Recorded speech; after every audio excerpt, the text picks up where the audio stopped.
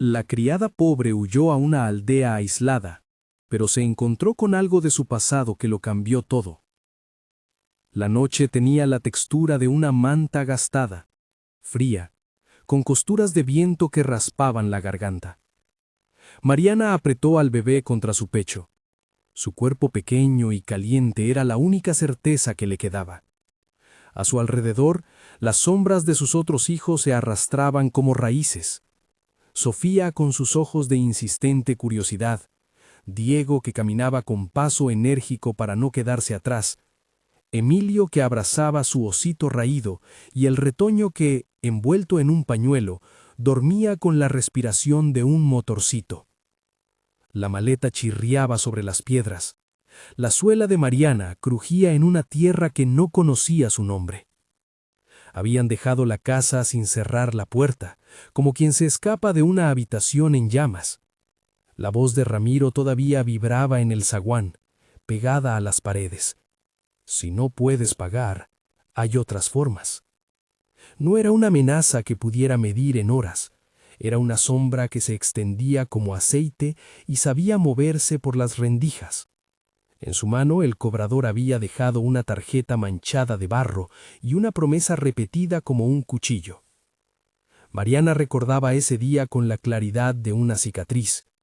La mirada de Ramiro, su sonrisa fácil cuando hablaba de métodos alternativos, el roce de la cadena que le colgaba a Toño, su acompañante, que parecía jugar con la idea de la violencia como con un dado. Roberto, su esposo, había muerto 2 años antes dejando una deuda que creció como idia alrededor de la familia. Alguien le dijo que la usura no conocía el luto. Alguien se creyó dueño de las noches. La decisión fue íntima y fría. Mariana repasó en silencio lo que tenía derecho a llevar. Algo de ropa, la pulsera de plata que había pertenecido a su madre, un detalle frágil con el nombre Rosa grabado en el interior, unos pocos billetes escondidos y la letra de la casa, que por entonces no valía lo que debía. Marcharon por caminos que apenas aparecían en el mapa, guiados por la esperanza mínima de encontrar un lugar donde el ruido de la deuda no se colara por la ventana. Al borde de la carretera, una capilla minúscula y una imagen de la Virgen de Guadalupe ofrecieron consuelo como un soplo. Mariana detuvo a sus hijos y les pasó un poco de pan, encendió un cigarrillo solitario y sopló, no por la nicotina, sino para ver si el humo podía sostener una red de normalidad en medio del caos. Por un momento el mundo retornó a la cotidianeidad, las risas bajas de los niños, el ruido de unas botas lejanas, alguien tocando una campanilla. Cuando se incorporó, vio a lo lejos las luces de una aldea recostada contra la ladera, casas agrupadas como si se hubieran abrazado para protegerse del frío. Era un refugio que no supe pedir, pero que la miró con ojos de bienvenida. La aldea se llamaba San Jerónimo. No tenía más que una calle empedrada, un pequeño puesto de madera que vendía huevos y café, y una sola tienda con una puerta que crujía como si respirara. Las casas olían a leña y a pan recién horneado. La gente la miró al principio como se mira a un animal que aparece por un campo que no le pertenece. Curiosa, desconfiada y luego, lentamente, compasiva. Fue Josefa quien la vio primero. La anciana estaba sentada en la puerta de su casa, una manta sobre las piernas, las manos arrugadas como hojas secas. Al verla, levantó la vista con la nitidez de quien reconoce un rostro que había rezado en sueños. Su mirada se clavó en la pulsera de plata que la madre de Mariana llevaba en la muñeca, y el nombre grabado allí fue un puente que cruzó décadas en un segundo. «Rosa», dijo Josefa, sin ahorrar la palabra, como si pronunciándola la devolviera a la vida. «Rosa Salazar, ¿eres su hija?» Era como si alguien hubiera abierto una puerta en la casa de Mariana y la luz de otro tiempo hubiese entrado. Mariana apretó la pulsera hasta que el metal le mordió la piel. «Me llamo Mariana», respondió, la voz suave, el tono templado por la necesidad de no quebrarse. «Mi madre se llamaba Rosa. ¿La conoció?» Josefa se secó los ojos con el dorso de la mano, no por pena, sino por la certeza de que lo que veía tenía raíces. «Conocí a Jacinto», dijo. Al pronunciar ese nombre, la calle pareció inclinarse hacia ellos. Jacinto Salazar. Era buen hombre. Trajo semillas, vino y buenas historias. Dijo que cuidáramos de su sangre si alguna vez la vida los arrojaba a nuestros caminos. A un lado, un hombre de voz grave y manos ásperas se levantó de su silla crujiente y se presentó sin palabras. Esteban, un exminero, tenía las rodillas que se leían como mapas de túneles atravesados. Sus ojos eran dos relámpagos templados por la costumbre de la oscuridad. Cuando la miró, no la interrogó, la reconoció. «Tu padre hablaba de una mina», murmuró Esteban, con esa voz que sabe de piedras y secretos. «La de San Jerónimo. Dijo que había dejado algo para los suyos. No dijo mucho. Dijo que la tierra nunca olvida quienes la trabajan». Mariana sintió un temblor en el torso, como si algo en su interior se despertara con la mención de Jacinto. Su padre había sido hombre de manos callosas y sonrisa ancha, un minero que tenía una risa fácil y que en noches de fiesta sacaba del bolsillo una moneda chamuscada y la ofrecía como símbolo de esperanza. Su muerte había sido un palo en el corazón de la familia. Las palabras de Josefa y Esteban eran a la vez consuelo y una puerta entreabierta. Pasaron la tarde en la casita de Josefa. Les dieron sopa caliente, pan y una manta limpia. Los niños se durmieron acurrucados. Mariana, por primera vez en semanas, sentía que la respiración le retornaba a un ritmo humano. En la mesa, Josefa rozó la pulsera con sus dedos pequeños y la miró pensando en todo lo que la plata podía soportar. Lavadas, embates, promesas.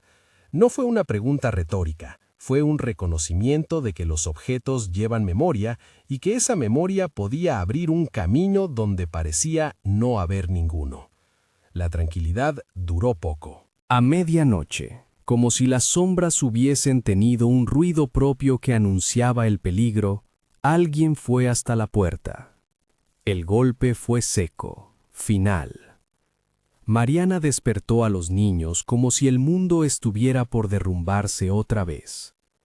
Afuera, las botas resonaron en la calle empedrada. La voz que llamó tenía un timbre que ni siquiera la distancia pudo domesticar. «Josefa», exigió Ramiro desde el umbral, «traigo noticias de la ciudad. ¿Dónde está la mujer que se hacía pasar por la señora Salazar? Dime dónde está y todo puede arreglarse». El aire se encogió. Los niños se apretaron contra Mariana, esa bolsa de vida que contenía su pasado. Josefa abrió la puerta con la soltura de quien ha enfrentado tempestades. En su rostro no había miedo, sino una determinación de mueble viejo que no se quiebra ante la lluvia. Ramiro entró con el olor acostumbrado, sudor, metal, un perfume barato que quería enmascarar la crudeza. Toño quedó atrás, mirándolo con la mezcla de pavor y admiración que un joven reserva a la violencia enseñada.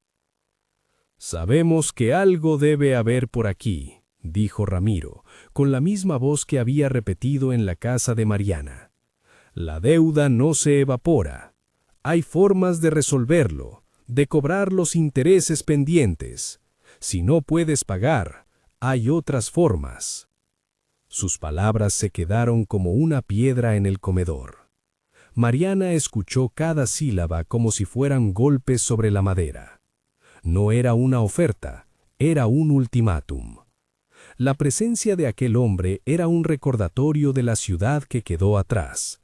Las noches con puertas cerradas, los ojos por los rincones, la sensación constante de estar contando los centavos entre respiración y respiración. Josefa no retrocedió. Le ofreció una silla a Ramiro, aunque sus manos temblaban por dentro.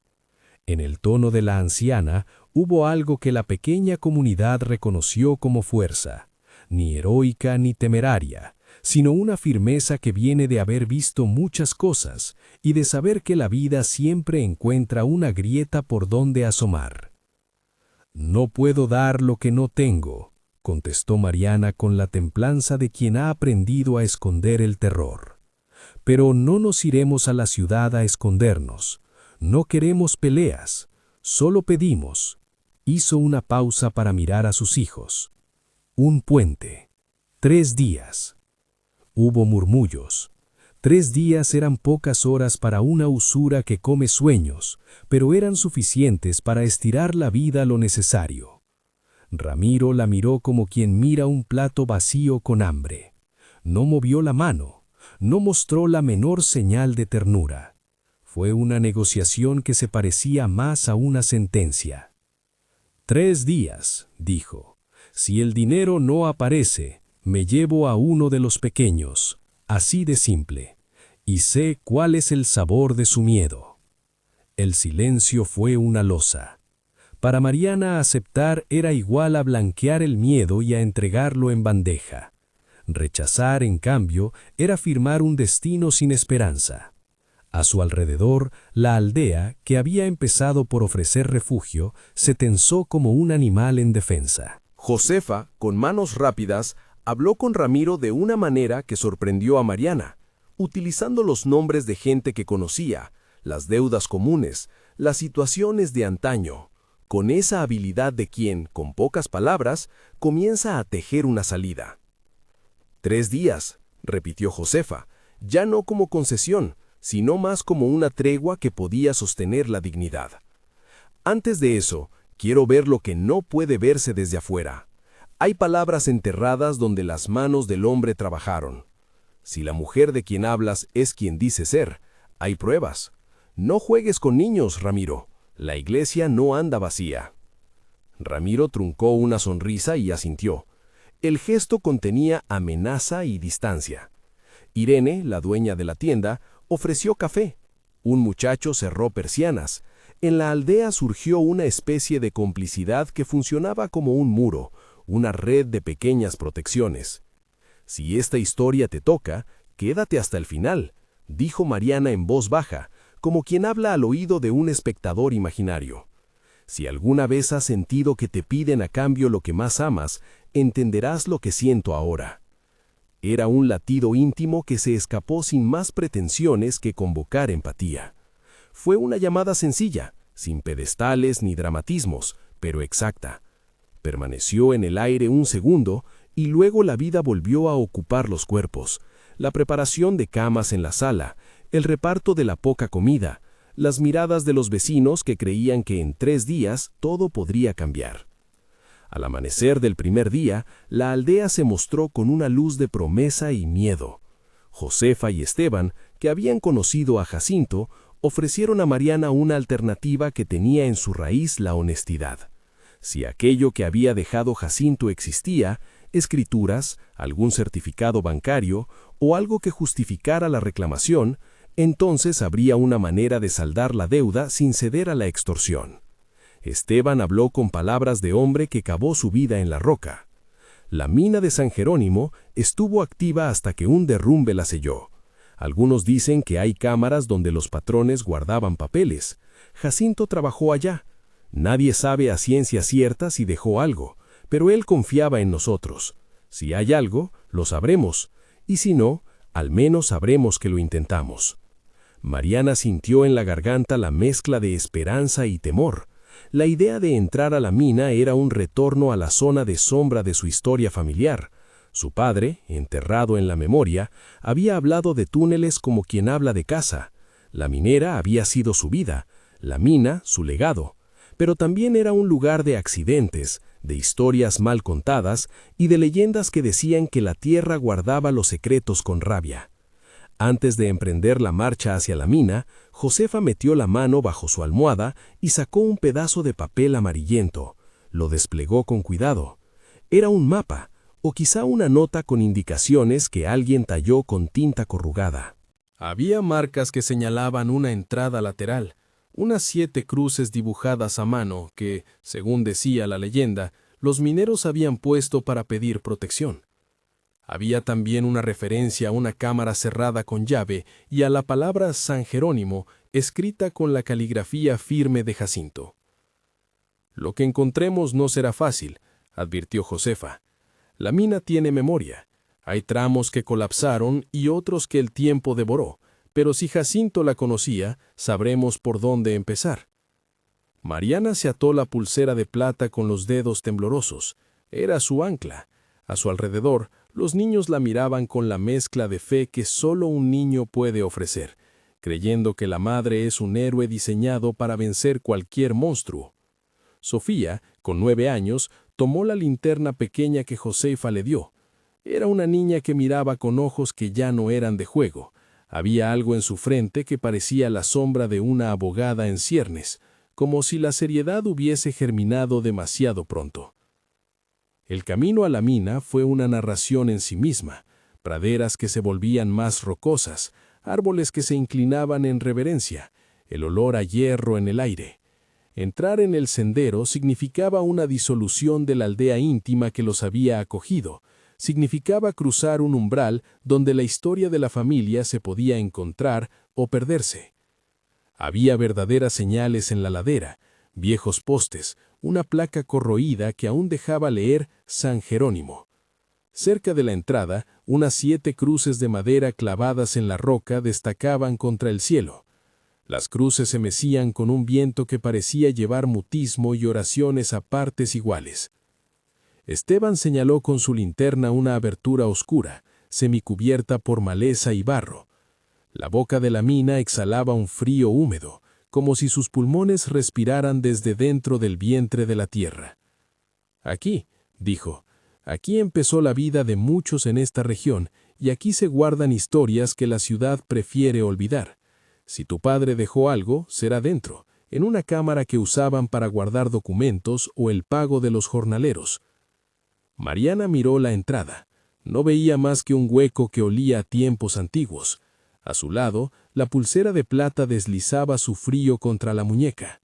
Pensó en Jacinto, su figura inclinada sobre una mesa, enseñando cómo sostener la linterna, cómo hablar con respeto a la roca.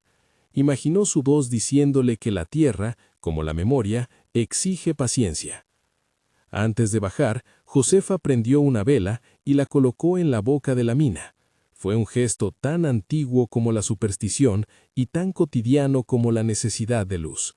Detrás, en la aldea, se escuchó la campana de la iglesia tocar un rezo que se mezcló con los sonidos de la mañana, un coro de esperanzas en una hora de riesgo. Mariana ajustó la mochila al hombro, contuvo a los niños y respiró como quien se prepara para un parto difícil, sabiendo que del otro lado puede haber dolor y un nuevo nombre. No todos la acompañarían. Ramiro había prometido regresar, y la idea de que el cobrador estuviera lejos y al mismo tiempo tan cercano era una sombra que acompañó cada paso. Josefa insistió en que la aldea cerrara filas, que no dejaran entrar a desconocidos y que avisaran si aparecía alguien con botas nuevas. Había un pacto tácito de protección que nació sin telégrafos ni acuerdos escritos. Fue la solidaridad primitiva que brota cuando una familia entera está a punto de perderlo todo. El descenso fue lento. El aire se hizo denso y con olor a humedad. Las linternas cortaban la oscuridad con láminas de luz que apenas podían contener la inmensidad negra de la mina. El túnel estaba tallado por manos que sabían de trabajo, contaminado por el polvo de siglos y por el silencio que hunde los sentidos. Esteban caminaba con seguridad. Sus botas conocían cada curva, cada trampa. Josefa murmuraba oraciones en voz baja. No eran dogmas, sino palabras de viejo amparo.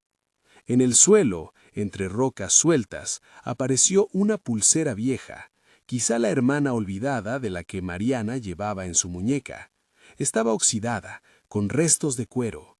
Las manos de Mariana rozaron esa otra pieza y sintió una conexión de tiempo, como quien toca la mano de un ancestro. Los niños, que habían aprendido a contener el miedo, tomaban aire con la valentía muda que no pide permiso. Cuando llegaron a lo que parecía una bifurcación, Esteban alzó la linterna hacia la izquierda y mostró una pequeña puerta metálica hundida en la pared. Tenía un cerrojo antiguo, pero había signos de que alguien lo había forzado hace tiempo. Un trozo de cuerda vieja colgaba, como si alguien anteriormente hubiera querido descender hasta un nivel inferior. La posibilidad de que la cámara de la que hablaba Josefa estuviera tras esa puerta excitó y atemorizó a Mariana. «Aquí se guardaban pagos y registros», susurró Esteban.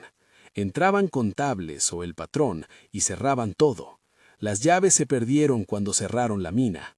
Si había algo de tu padre, puede estar tras esa puerta o más adentro». Mariana sintió una mezcla de urgencia que le aprisionó el pecho. Si lo que buscaban existía, debía ser encontrado antes de que los 3 días terminaran y antes de que el combate con Ramiro encontrara su forma más cruel. La esperanza se movía ahora en una cuerda floja. Un hallazgo podría comprarles tiempo y dignidad. El fracaso podría volver a la aldea vulnerable. Afuera, la tarde se estiró y se volvió una promesa que podía ser traicionera. En la aldea, algunas voces discutieron qué hacer si Ramiro venía antes de tiempo. Se habló de enviar a uno de los muchachos para distraerlo, de poner trampas que solo podían servir para ganar minutos. Las propuestas eran tácticas pequeñas dentro de una guerra grande. La gente se movía como quien intenta mantener un barco a flote con cucharas. Mientras tanto, en el interior de la mina, un sonido se hizo evidente. Un goteo rítmico que parecía marcar un compás ancestral. Las gotas se mezclaban con el eco de pasos y con la respiración contenida. Mariana imaginó a su padre trabajando, dejando migas de él en los pasillos, como quien deja cartas que solo un hijo podría leer. La idea de descubrir documentación legal, escrituras o certificados que justificaran una herencia se convirtió en una luz clara en medio de la humedad. No era magia, eran pruebas, registros que podían revertir el hecho de que alguien pudiera querer comprar su silencio con secuestro. A paso lento, llegaron hasta una sala pequeña donde antiguos cajones y vuelos habían servido alguna vez para almacenar herramientas y objetos personales. La madera olía a siglos.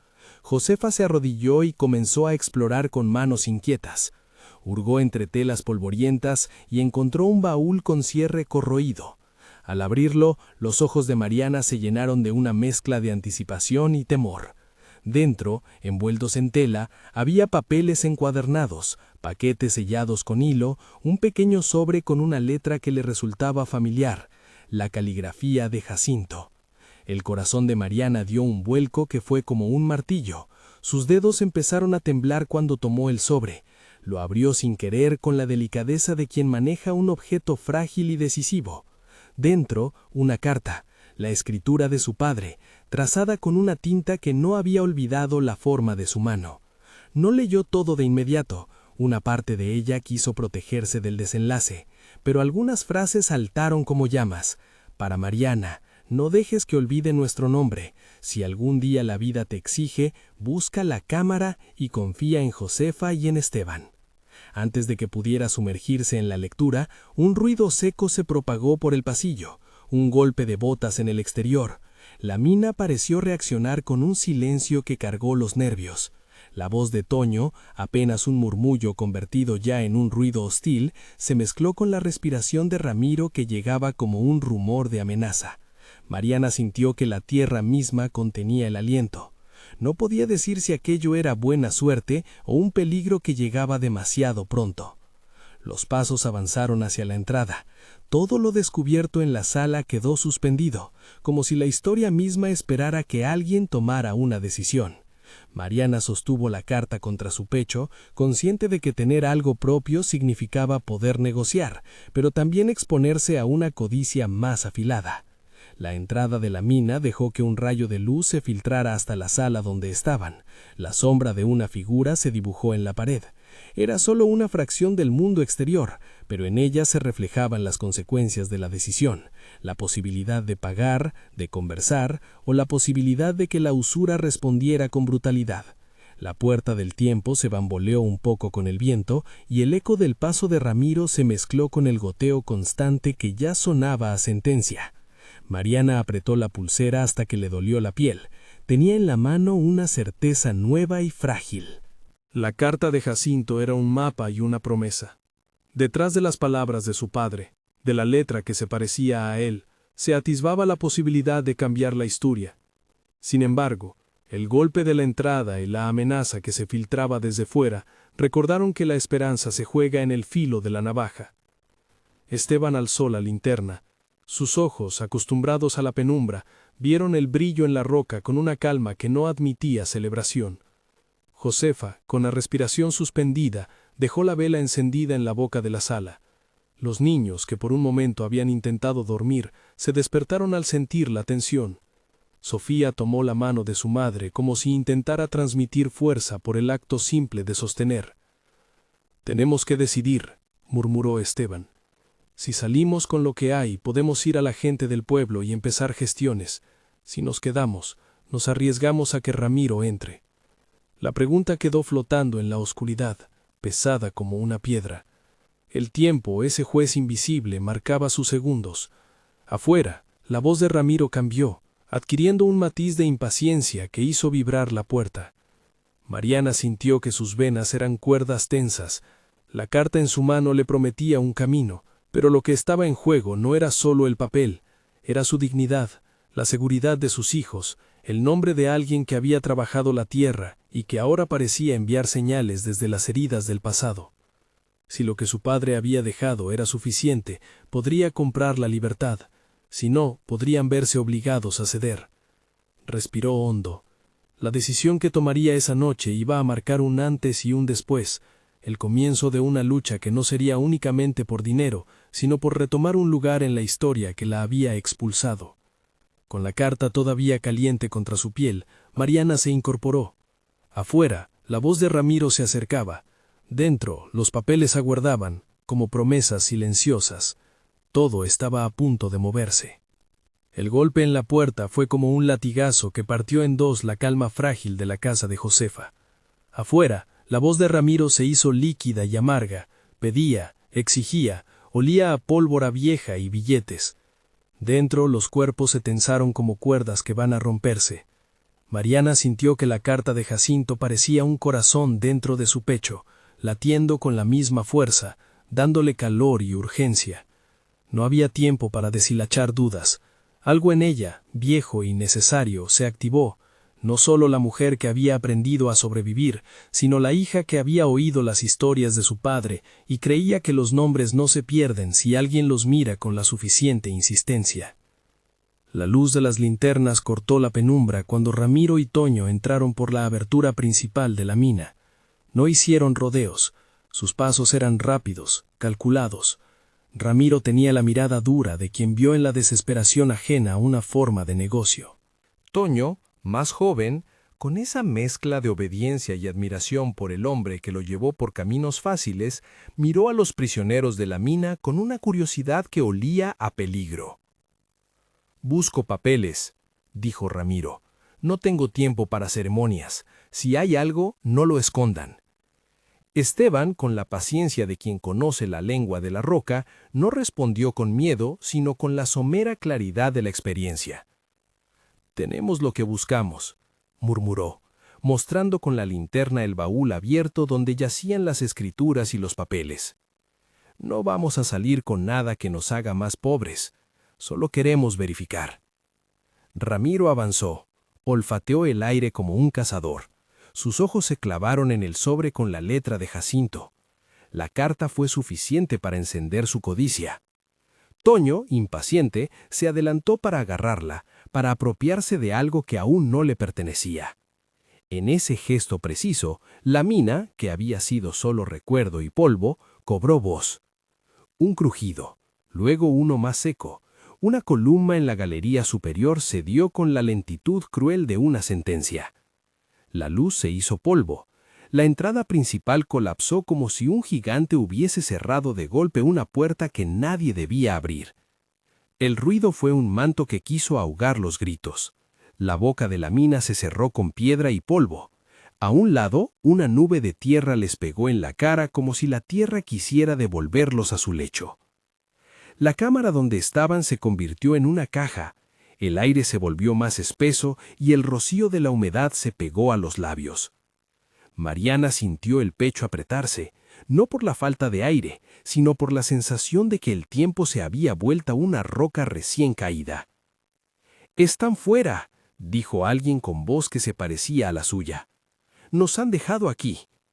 En la oscuridad, la pregunta fue una brújula rota.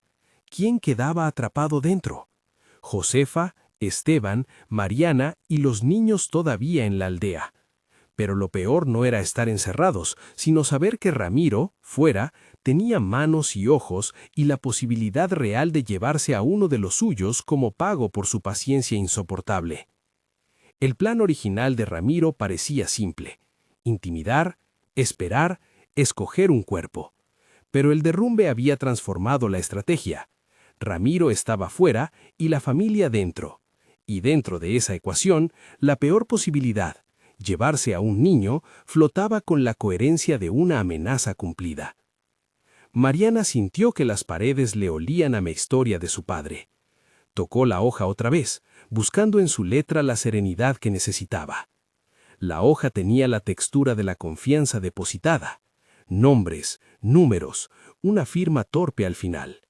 Para Mariana, repetía la voz de Jacinto en la página, y eso era suficiente para convertir la tinta en una palanca. Si la mina había sido su casa durante años, entonces tal vez también guardaba una salida que no figuraba en los planos. Respiraderos, túneles de ventilación, nichos que los mineros usaban para pasar herramientas. Esteban, con sus manos curtidas, rió sin humor y señaló hacia arriba, hacia un conducto que parecía hacerse pequeño, apenas perceptible, junto a una pared. «Es un respiradero», dijo. «Se usa para el aire, para encender una vela cuando no hay sol. Es estrecho. No pasará un hombre de cuerpo entero, pero...» Hizo una pausa. «Si alguien puede, es Mariana». No fue la valentía la que empujó a Mariana a decidir. Fue algo más primitivo, la certeza de que los niños, fuera, necesitaban una sombra que los protegiera. Tal vez el aire le dio un poco de ventaja. Su cuerpo había parido y cargado, y en esas costillas debía haber una cintura que aún permitía el paso por huecos estrechos. Se ofreció sin teatralidad, solo con un movimiento que decía: «Si yo no salgo, no hay salida». Josefa la miró con ojos que sabían de sacrificios sin nombre. Esteban tensó los labios y le ofreció una cuerda. La ataron alrededor de la cintura de Mariana, enredando además la carta y el baúl con algunas hojas dentro de una lona. El túnel olía a musgo y a hierro. La respiración de Mariana se volvió un metrónomo que repartía la calma en respiraciones cortas y precisas. Entró arrastrándose con la linterna entre los dientes y la cabeza baja. El hueco le rozaba la espalda, de vez en cuando algún saliente golpeaba su costado. Pensó en Rosa, en que aquella pulsera de plata en su muñeca era el símbolo de una asombrosa continuidad: la madre, el padre, la tierra que acoge y devuelve. El túnel recorría una costura entre la oscuridad y la noche afuera. Cada palmo avanzaba como una promesa frágil. Tras una hora que pudo haber sido un minuto o una eternidad, Mariana sintió que la luz se hacía más amable. Un soplo de aire más frío le golpeó la cara. Estaba cerca del exterior. Hizo una última contracción para pasar una abertura que apenas dejaba su cuerpo, y como si la tierra la expulsara, emergió fuera. La noche le pegó en la cara con aromas de madera quemada y lluvia lejana. Tenía barro en el cabello, el vestido hecho un jirón en la parte que rozó la roca, pero sus piernas estaban firmes, y cuando corrió hacia la casa de Josefa, escuchó un ruido que encendió las alarmas de su piel. Toño forcejeaba con Diego. El muchacho, pálido y pequeño, pataleaba mientras alguien más sujetaba su otra pierna. La escena estaba desordenada. Trapos, una lámpara moviéndose, gente gritando. Toño tenía la mano en la nuca del niño, dispuesto a alejarse con la certeza que da la impunidad.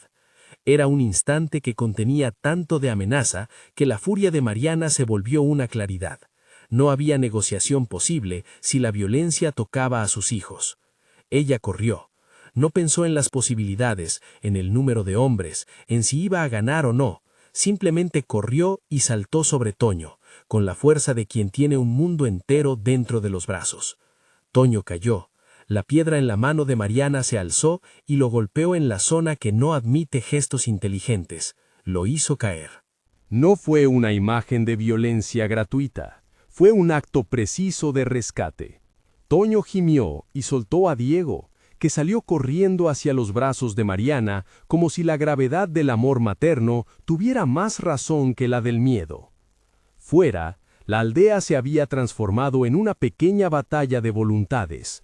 Algunos vecinos intentaban contener a Ramiro, otros miraban con ojos que pesaban como preguntas morales. Ramiro, al ver a Mariana con el niño en brazos, rugió un nombre que olía a derrota y a rabia. «Esa mujer no me va a dejar sin los míos». Mariana, con el niño apretado contra el pecho, no buscó los papeles de su padre, ni el consuelo de las palabras. Miró a Ramiro con una calma que no necesitaba tono. Le mostró la carta, abierta, la letra de Jacinto visible. No eran amenazas ni promesas mágicas, eran documentos que, presentados en el lugar correcto, podían convertirse en moneda oficial, en escritura, en título que se traduzca en dinero y en tierra. «Esto no es palabra de bar», dijo ella. «Esto es lo que me dejó mi padre. Hay cuentas, hay escrituras, hay cosas que no valen menos por tu violencia. ¿Quieres lo que te pertenece? Te lo daré con papeles, no con el miedo de un niño». Ramiro pareció tomar la carta como un trofeo, a la espera de un gesto que él entendiera, un pago en mano o la promesa de uno. Mariana, sin dar tiempo a que su tono se convirtiera en pétreo, explicó. La carta nombraba una cuenta y la existencia de tierras y de un baúl en un banco del pueblo vecino. Josefa y Esteban respaldaron la historia. Esteban, con sus manos de minero, mostró una marca en la madera del baúl que coincidía con la fotografía de una constancia encontrada entre los papeles, un sello, una fecha, un número que podía rastrearse. La idea de Ramiro no fue la de un hombre de ley, sino la de un comerciante.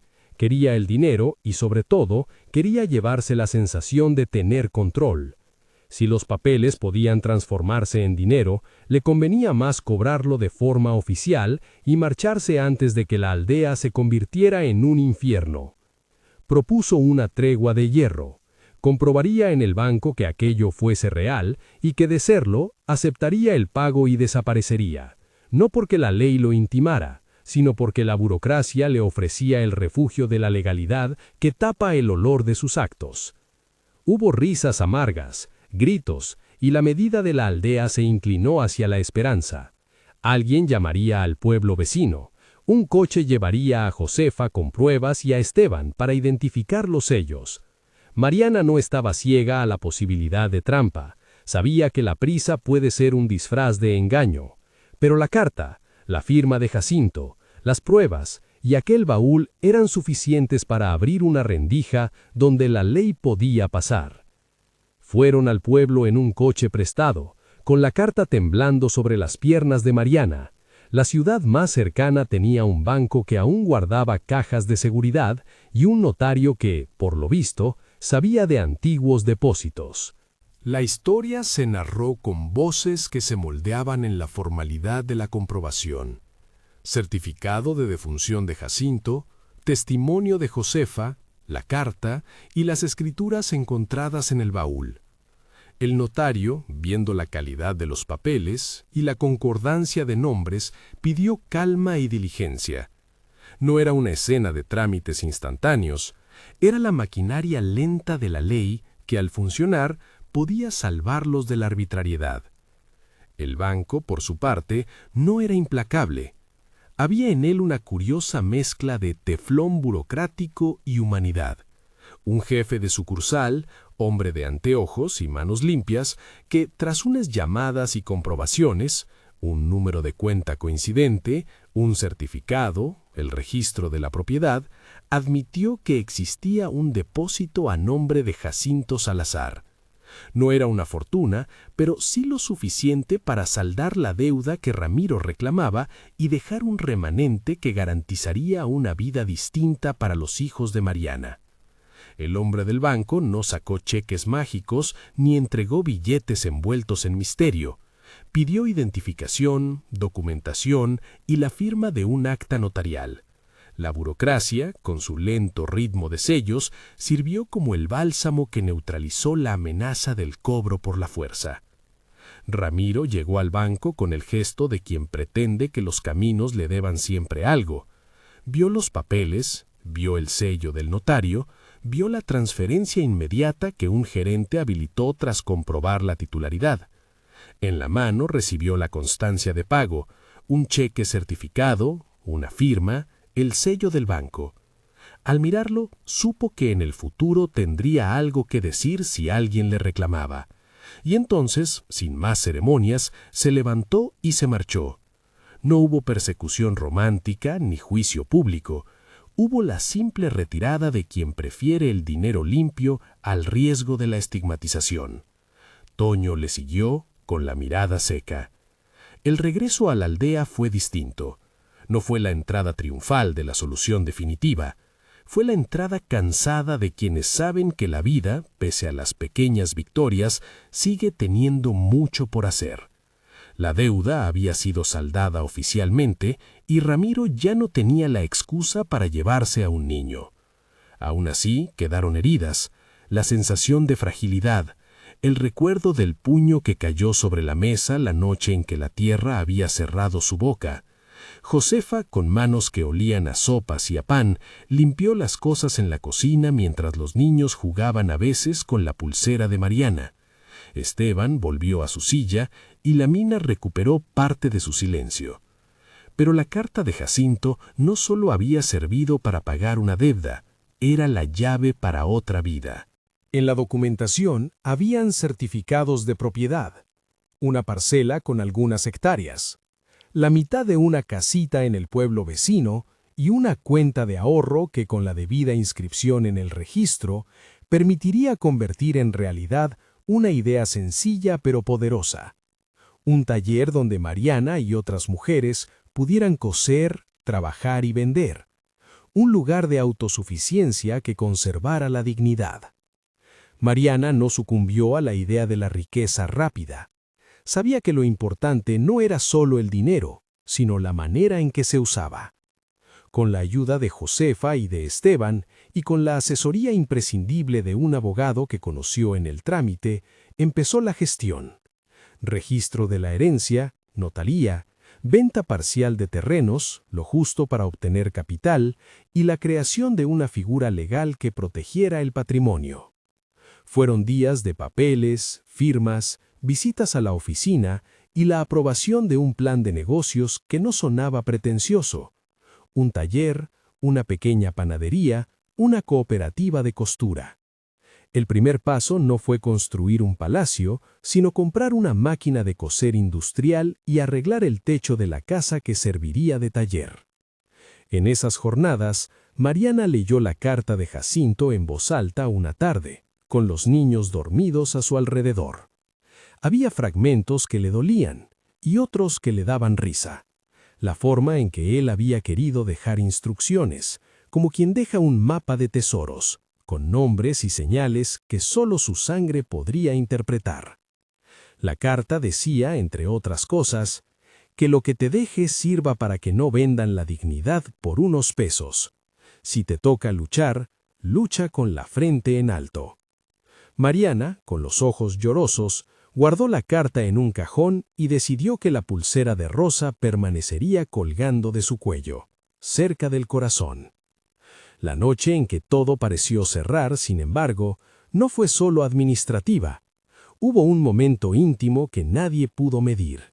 Mariana, en una tregua de sueño, se acercó a las ruinas de la boca de la mina. La oscuridad era un manto que no solo cubría piedra, sino memoria. Se sentó en una roca y tomó la pulsera con el pulgar. Cerró los ojos y pensó en Jacinto, en sus manos, en sus risas, en el olor del tabaco barato que había marcado las noches de su infancia. No pidió milagros ni respuestas. Pidió permiso para seguir siendo quien había heredado su nombre. Y entonces, como quien escucha una voz dentro de la casa que solo uno puede escuchar, sintió una figura detrás de sí. No fue una presencia que ocupó espacio. Fue la sensación de que alguien le tocó la espalda con una caricia leve, la misma que había sentido cuando era niña. Mariana abrió los ojos. El campo se estiró en sombras. Allí, recortada contra la penumbra, apareció la figura de Jacinto. No fue un fantasma con ojos que brillan. Fue la aparición, si así se quería llamar, de un hombre que parecía estar hecho de luz vieja y olor a tierra húmeda. Su rostro tenía la familiaridad de una sonrisa que ella recordaba, y sus manos parecían callosas, como en las fotografías que conservaba. Ella no gritó. No hubo exclamaciones que rompieran el silencio. Se levantó despacio, sin deseo de tocar una imagen que, tal vez, solo existía para ella. Jacinto dijo el nombre de sus hijos con una ternura que no admitía reproche. «Has cuidado de ellos, Mariana.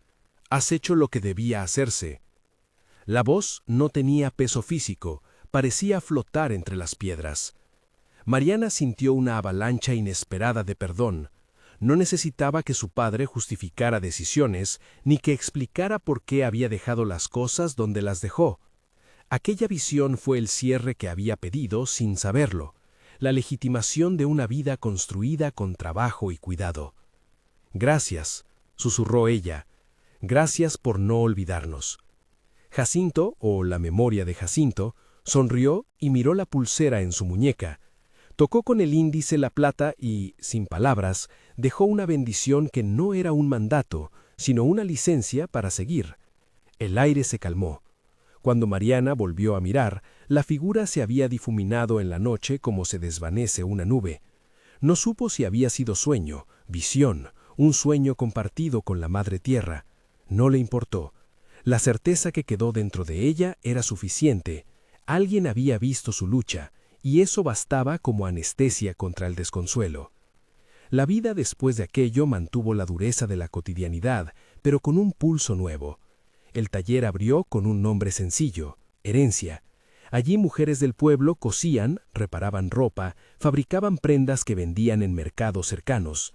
Josefa enseñaba puntadas antiguas. Esteban, que no sabía coser, ayudaba con la logística. Mariana, que había aprendido a hacer milagros con hilos, ofrecía un espacio donde las mujeres podían contar historias y transformar el hambre en trabajo. No todo fue fácil. El dinero había bastado para cerrar la deuda y poner en marcha una pequeña economía, pero la sombra de Ramiro permaneció. Había noches en las que algunos habitantes cerraban ventanas con manos temblorosas. Se hablaba de su nombre como quien nombra a la tormenta. Sin embargo, la presencia de documentos legales, de una escritura sólida y de una comunidad que había aprendido a sostenerse mutuamente, cambió el viento. La ley, esa maquinaria lenta, había servido como blindaje, y la gente del pueblo también había entendido que la justicia puede caminar de muchas formas, desde la denuncia hasta la solidaridad. Los niños crecieron con un ritmo que mezclaba la escuela con la costura. Sofía, la mayor, enseñó a leer a algunos vecinos y con los años mostró tanta curiosidad y determinación que terminó por estudiar Derecho. No fue un atajo, fue la persistencia pulida por la necesidad. La infancia de Sofía, con su linterna de exploradora en la mano y su madre de figura que todo lo contenía, fue el principal motor que la llevó a estudiar. Quería que otras personas no tuvieran que luchar con la misma soledad. Diego y Emilio crecieron con el olor del pan y la máquina de coser. Gabrielito, el menor, aprendió a contar con botones. Años después, Sofía regresó a la aldea con papeles en la mano y la certeza de quien había entendido la maquinaria. Se convirtió en abogada, sí, con una voz firme pero no arrogante. En un brindis sencillo, la familia celebró su regreso. La abogada, que había nacido entre costuras y linternas, volvió para ayudar a formalizar la cooperativa y blindar la propiedad que Jacinto había dejado. Sofía abrió expedientes para regularizar la tierra, para crear una figura jurídica que permitiera que las mujeres del taller tuvieran voz en las decisiones y que los ingresos se redistribuyeran con criterio. No buscó gloria, buscó que nadie más amenazara con convertir a los niños en moneda de cambio. La mina, por su parte, con el paso del tiempo se transformó en un sitio de memoria. No se reabrió para extraer riqueza, sino para atar historias. Cada año, el pueblo se reunía en la entrada de San Jerónimo para encender una vela en memoria de los que trabajaron allí y para dejar flores a las 7 cruces. Era un ritual que mezclaba la piedad con la protesta de recordar que los trabajos que sostienen la vida merecen respeto. Mariana asistía con los niños ya crecidos, y a veces Sofía la llevaba de la mano. En aquella ceremonia nadie esperaba milagros. Se hacía por memoria, por conexión y por justicia simbólica. Un día en el taller, cuando el sol entraba por la ventana y el ruido de las máquinas parecía un latido, Mariana se puso la pulsera y la miró con la serenidad de quien sigue adelante. Las arrugas en su rostro contaban los días de hambre y de calor, pero también los días de pan y de risas. Su mirada, que años atrás se había vuelto hueso por la urgencia, ahora era firme como una estatua hecha de carne. Tenía cosas que enseñar y poco que pedir. Había aprendido a transformar la herencia en comunidad. La transformación, sin embargo, no fue solo material. Hubo lugares donde la herida se convirtió en enseñanza. Una tarde en la que una mujer de la vecindad acudió al taller con la mirada cerrada por el cansancio, Mariana la recibió sin juicio. No habló de medidas grandilocuentes, habló de pasos. Primero, asegurar papeles. Segundo, abrir las puertas. Tercero, reuniros. Era un manual de resistencia que no pretendía ser heroico.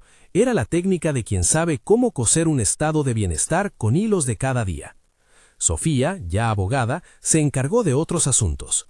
Asesoró a mujeres que habían sido estafadas en la ciudad, ayudó a formalizar microcréditos que no fueran usureros y plantó una semilla de confianza. No era una militancia que buscara denuncia pública en cada rincón, prefería la eficacia de los actos concretos.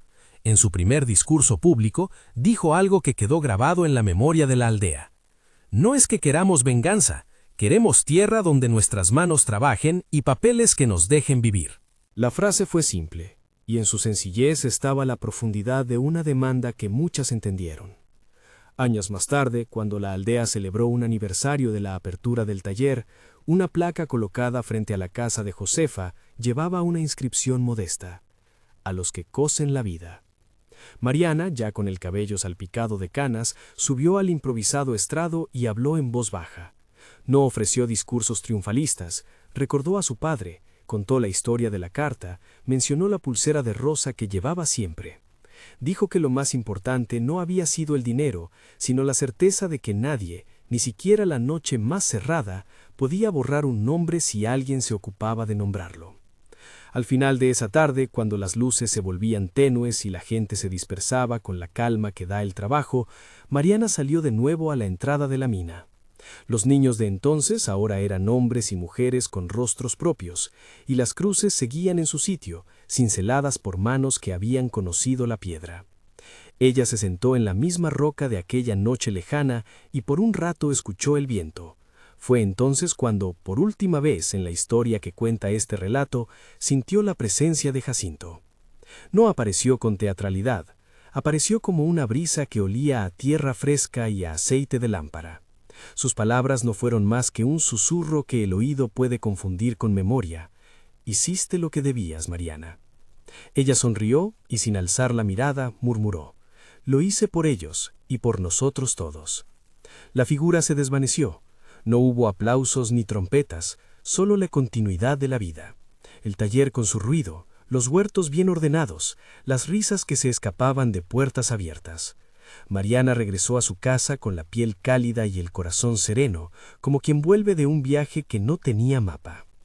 Al final, la herencia que encontró no fue solo un conjunto de papeles y una cuenta bancaria, fue el reconocimiento de que alguien la había pensado en vida, la legitimidad que una firma concede y la posibilidad de convertir miedo en trabajo. Ramiro se marchó con su cheque, la ley hizo su parte y la comunidad la suya. Mariana, la criada pobre que huyó a una aldea aislada, se encontró con algo de su pasado que cambió todo. No una varita mágica, sino un conjunto de papeles, la palabra de los vecinos, la acción legal y, más que nada, la fuerza de un nombre que se sostuvo a sí mismo. Si esta historia te tocó, compártela con alguien que necesite escuchar que la dignidad puede heredarse y que a veces la memoria de quienes han trabajado la tierra sirve de puente para que otros no vendan lo más valioso por miedo. ¿Conoces a alguien cuya familia protegió un legado con lucha? Cuéntalo en los comentarios. Historias así ayudan a que otros sepan que no están solos.